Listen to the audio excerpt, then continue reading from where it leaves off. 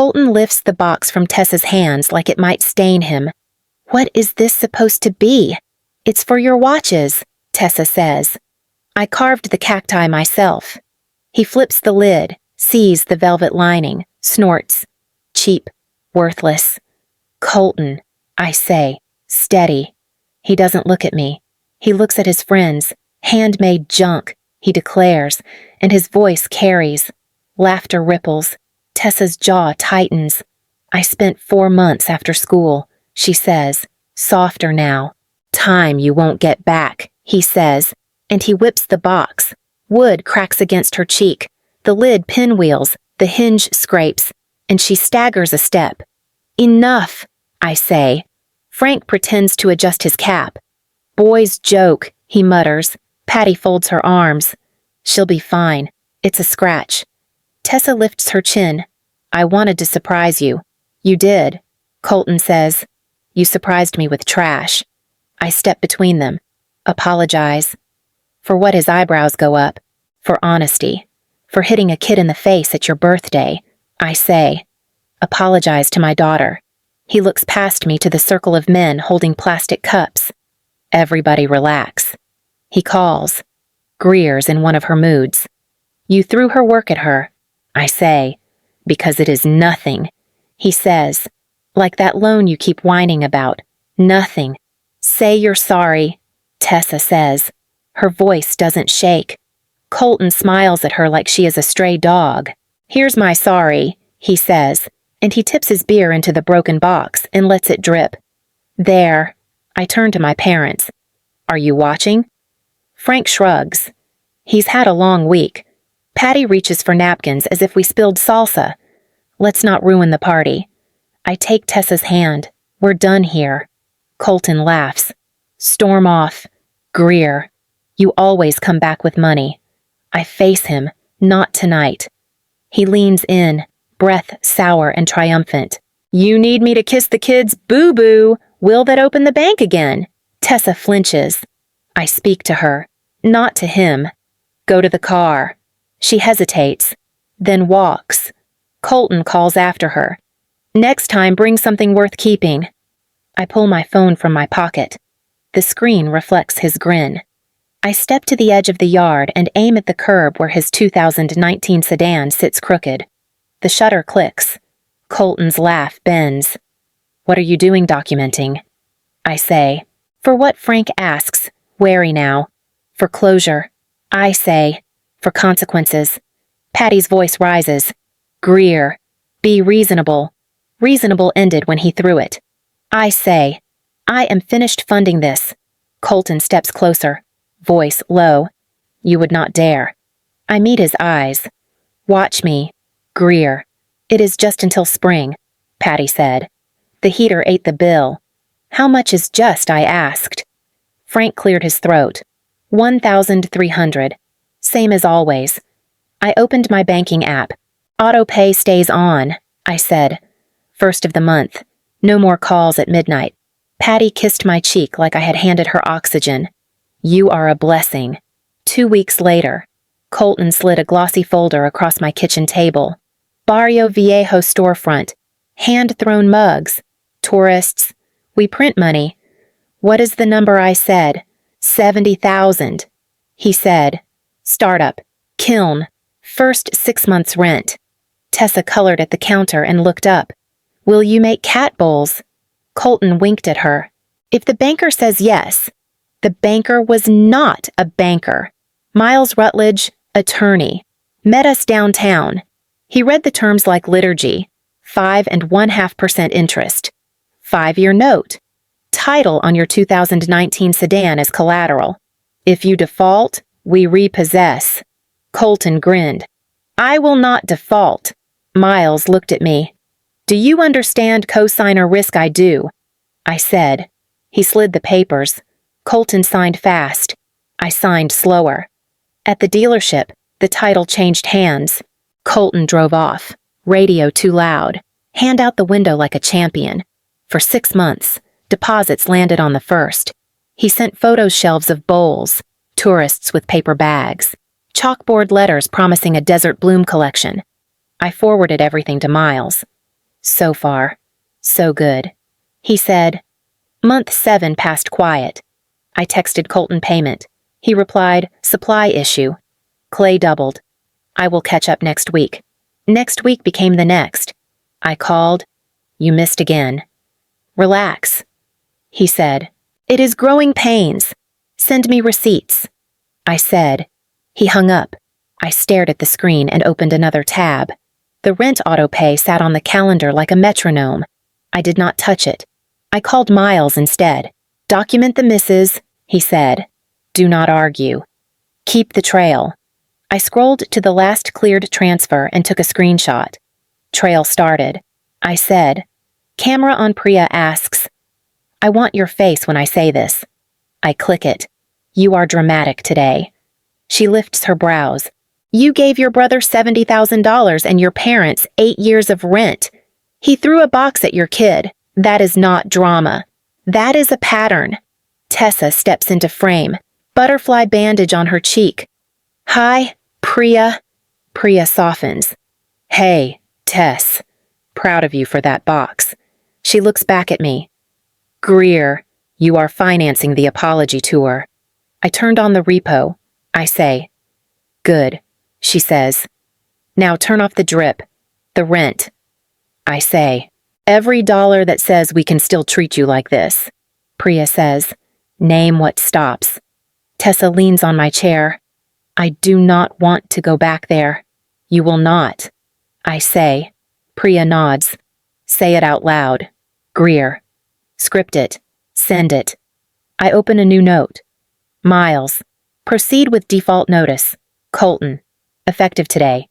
No transfers, no coverage, no extensions. Frank and Patty. Rent auto pay ends on the 1st. Do not come to my work. Do not call my boss.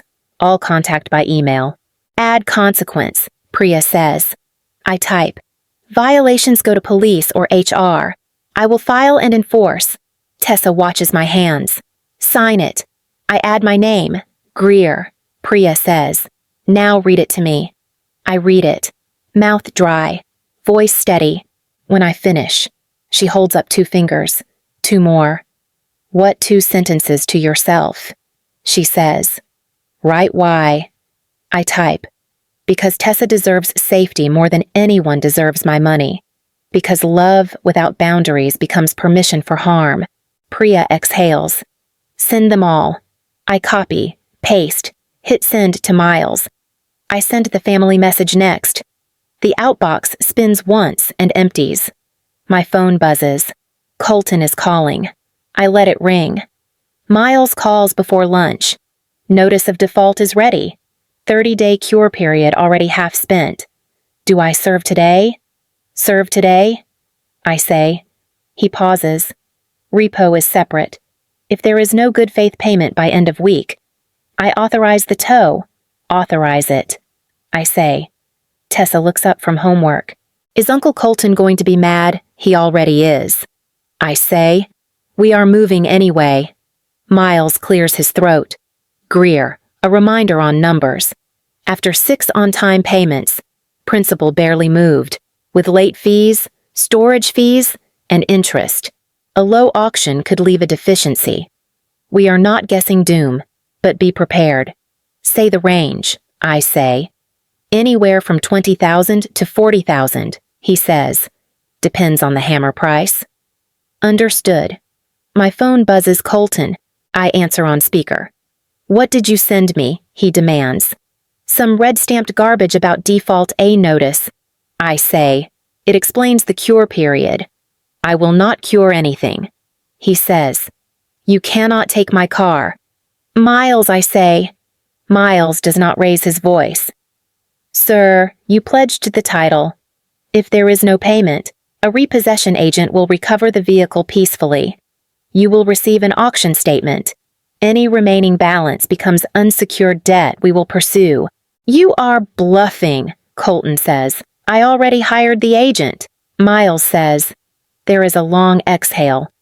Greer, be a sister for once. Turn the drip back on. The drip ended. I say. He laughs without humor.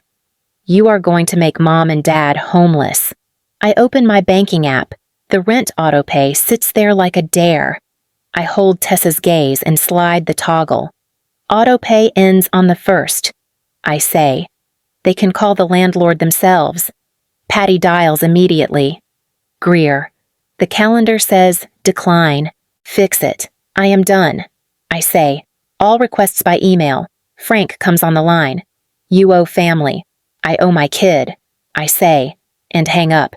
Miles returns. Repo window is tomorrow between 9 and noon. You do not need to be there. Send me the confirmation anyway. I say. Will do.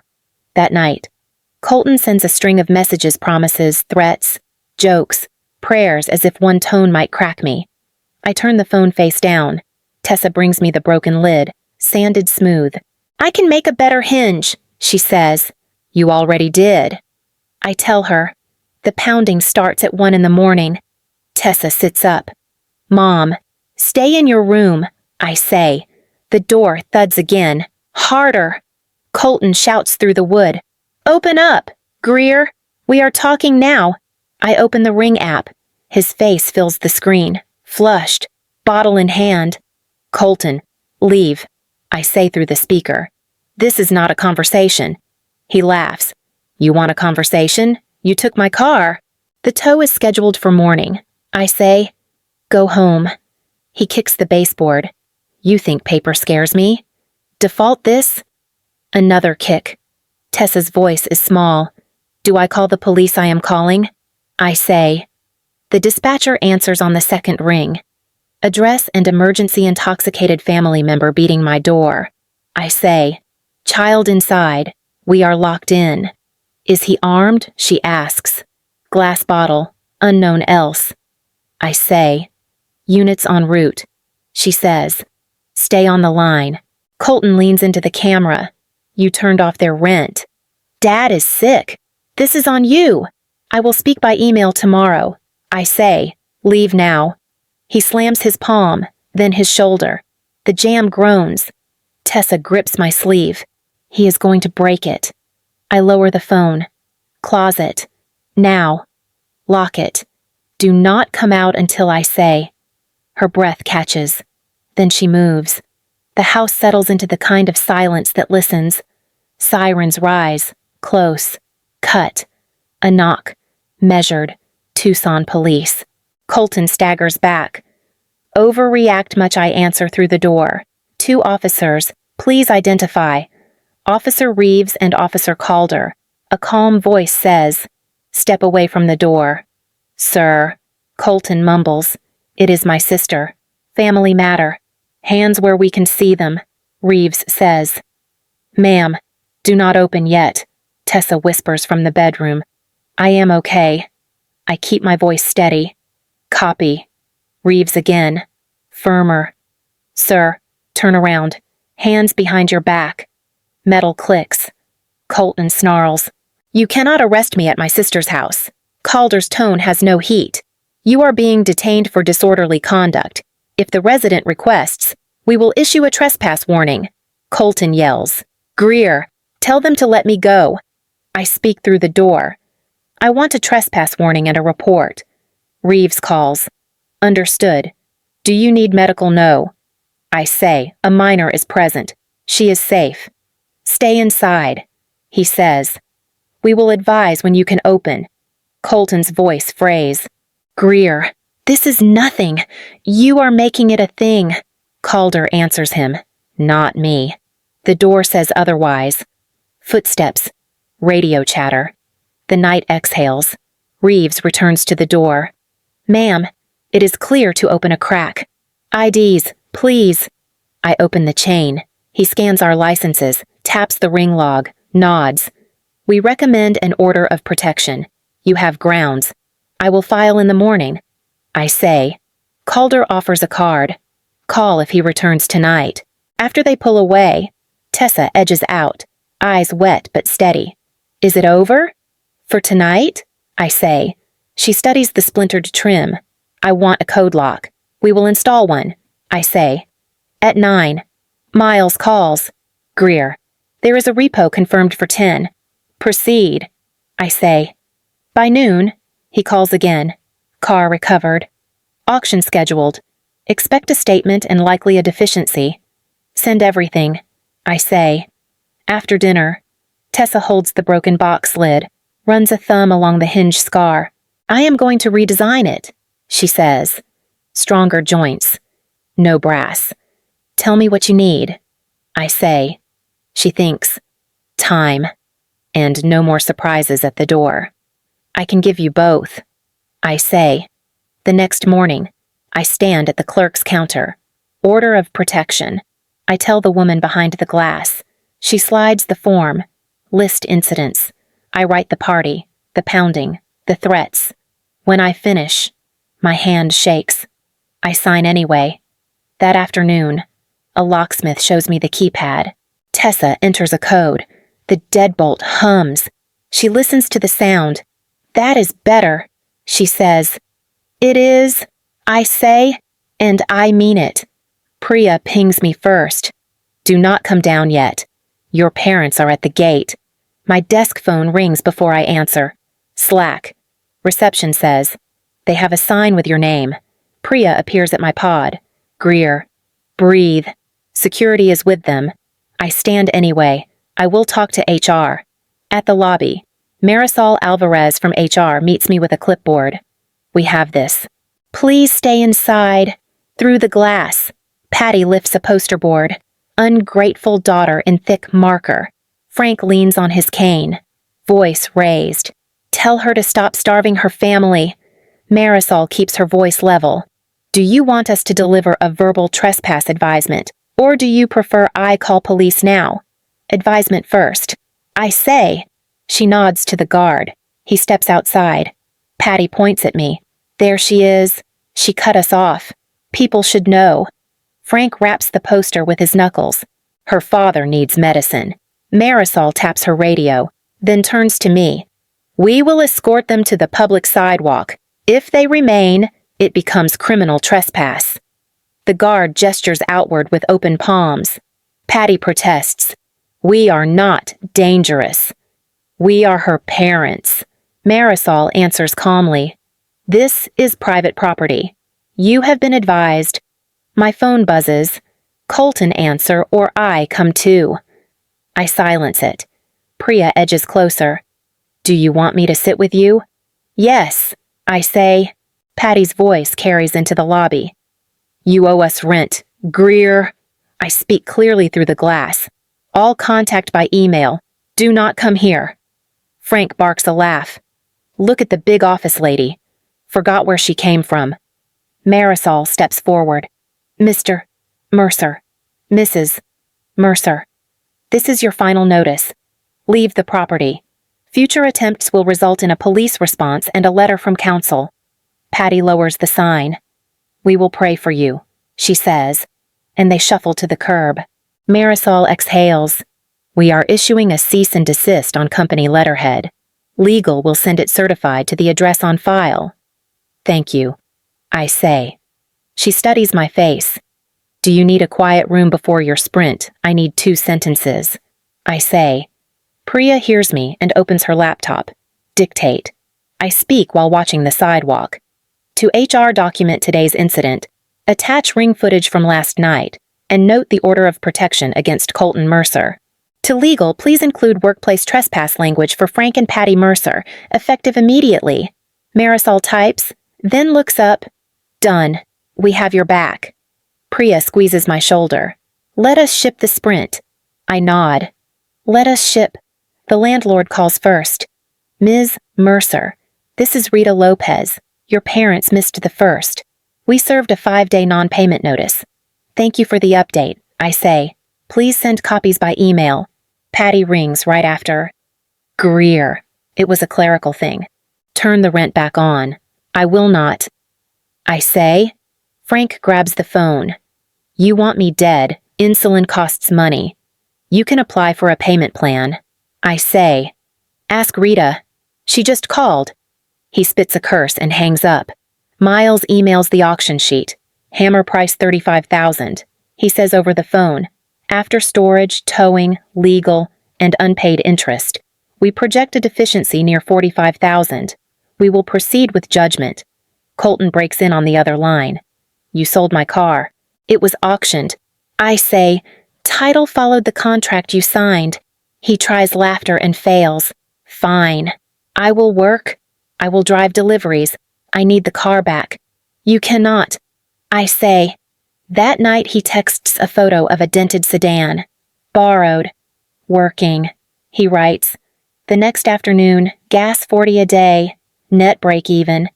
You happy I do not reply? Rita leaves another message. Utilities are past due. Power shutoff scheduled. If they bring cash by Friday, we can stop it. Patty calls from a parking lot. I hear traffic. Panic. The lights are out. Your father cannot run his machine. Go to urgent care. I say. Ask about charity assistance. You are heartless, she says, and the line goes quiet. A week later. Rita again. Locks changed. Possession returned. We posted the writ this morning. Colton calls from a new number. They tossed their stuff. You did this. I stopped paying their bills. I say, the rest is theirs. He exhales a long, frayed sound. I am sleeping in the car behind a supermarket. They are at a motel. I can only cover some nights. Do not come to my house. I say, there is an order. He tries one more angle.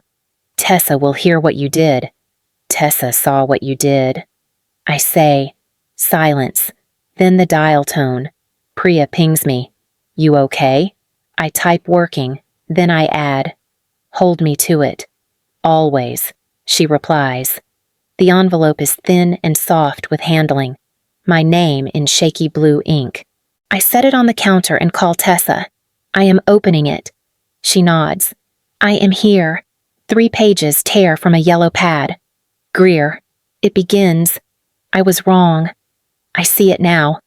The shop broke me. The car was a mistake. Dad is bad off. They need rent. Please, one last chance. I will pay double. I swear. I hear Colton's voice in the loops where he crosses out words. I swear becomes, I promise then back to I swear. Tessa says, what does he want, money? I say, and a reset. She watches my face. Do you want to? I do not answer. I call Miles. Hypothetical. I say, if I send anything, what happens? You dilute your boundary. He says, if you want to help, use a third party. Aid in kind, never cash. I hang up and call Rita. If an agency covered a portion, would you accept it? We already referred them. She says. They did not follow through. My phone lights with a new number. Patty. I let it go to voicemail. Her voice cracks. He cannot feel his foot. We need a specialist.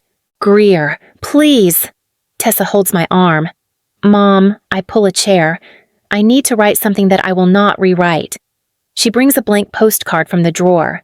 Plain white. No photo. I take a pen. Are you sure? She asks. I am. I say. I write. Slow enough to feel each letter. We are no longer family. No name. No number. I flip it. Write their motel address from memory. Tessa licks the stamp and presses it down. Colton calls again. I answer. His voice is small. Say you got it. I got it. I say. I will make it right. He says. I will pay $45,000. I will show up.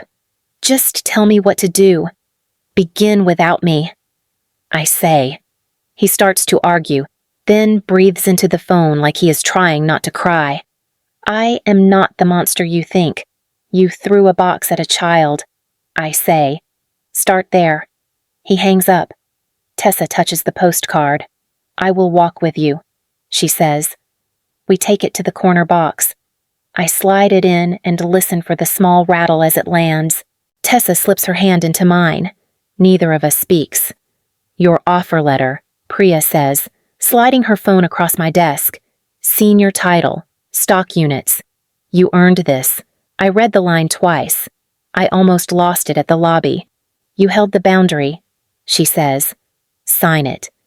At home. Tessa wipes sawdust from her cheek.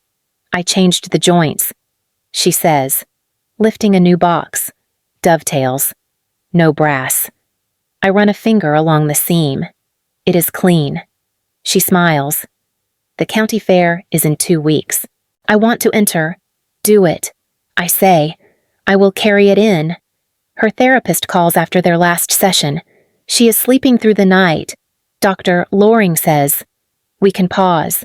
You know the tools." Tessa takes the phone. "I am okay," she tells her. I know what to do when it gets loud. 2 Saturdays later, we stand by the display case. A ribbon hangs from Tessa's entry. "Second place." She reads, startled. They liked the latch. They saw the work. I say. On the drive home, she rests the box on her knees. "Can I make one for you?" she asks. "With the code numbers on the inside." "Yes." I say. She glances over. "The small circle is enough." "Right." "It is," I tell her, and the road unwinds quiet between us. The dirt crunches under our shoes. Tessa breaks the quiet first. "Do you miss them?" "I miss who I thought they were," I say. She nods like she already knew. "I am making yours next. Cedar, hidden panel. The numbers from our door inside the lid. I will keep it on my dresser," I say. She glances at me. "No brass. No brass." I echo. We stop at a switchback. She studies my face. "If they show up again." I call first. Then I film. Then I lock the door. "You do the steps," I say. "I will do the rest." She smiles. Small and sure. I like the new lock sound. It means we choose. It means we choose. I repeat. On the way back. She slips her hand into mine. "Dinner pasta," I say. "And you measure the cedar." "I have the plan," she says. "I know," I tell her, and we keep walking.